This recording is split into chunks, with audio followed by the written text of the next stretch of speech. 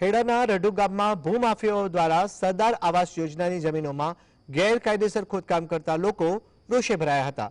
ગામના સરપંચ અજીતસિંહ અને આગેવાન હેમંત પટેલે આ મામલે નિવેદન આપીને ભૂમાફિયા મુકેશ વસાવા વિરુદ્ધ કડક કાર્યવાહીની માંગ કરી હતી। ગ્રામજનોએ આ ગેરકાયદેસર ખોદકામ સામે વિરોધ નોંધાવ્યો અને સરકાર તથા પોલીસ તંત્ર પર નિષ્ક્રિયતાનો આરોપ લગાવ્યો હતો। સરપંચ અજીતસિંહે જણાવ્યું કે સરદાર આવાસ યોજનાની જમીનોમાં કોઈ પણ કાયદેસર પરવાનગી વિના ભૂમાફિયાઓ દ્વારા 20-20 ફૂટ ઊંડા ખાડાઓ ખોદવામાં આવ્યા છે। આ ખોદકામથી જમીનોનો દુરુપયોગ થઈ રહ્યો છે અને આ ગામના લોકોની સુરક્ષા પણ જોખમમાં છે।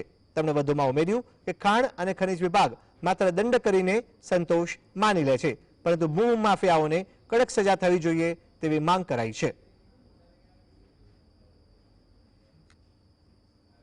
ખનન બહારના માફિયા કરે છે, ગામના લોકોને હેરાન કરે છે, ગામના લોકોને પરેશાન કરે છે।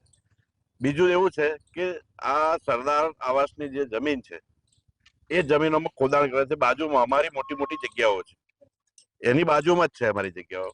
એવા એ ખોદે તો અમારી આજુબાજુની જગ્યાઓ 100% ધોવાઈ જાય। અને અહીંયા 3 નદીનો સંગમ, 3 નદી આવે છે, વાત્રક છે, શેરડી છે અને વાત્રક છે, સાબરમતી અને ખારીકટ।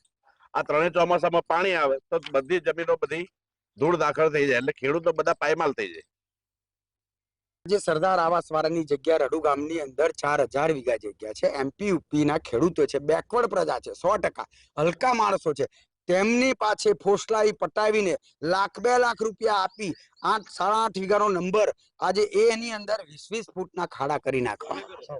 બરાબર, આજે રડુ ગામના ખેડૂતોની અંદર રડુ ગામના ખેડૂતોને આ વસ્તુ ખલેલ થાય। આજે આજુબાજુના ખેડૂતોને આજે 15-20 વીઘા જમીન હોય અને એની અંદર જો આવો ખાડો કરે તો આજુબાજુનો ખેડૂત શું પકવી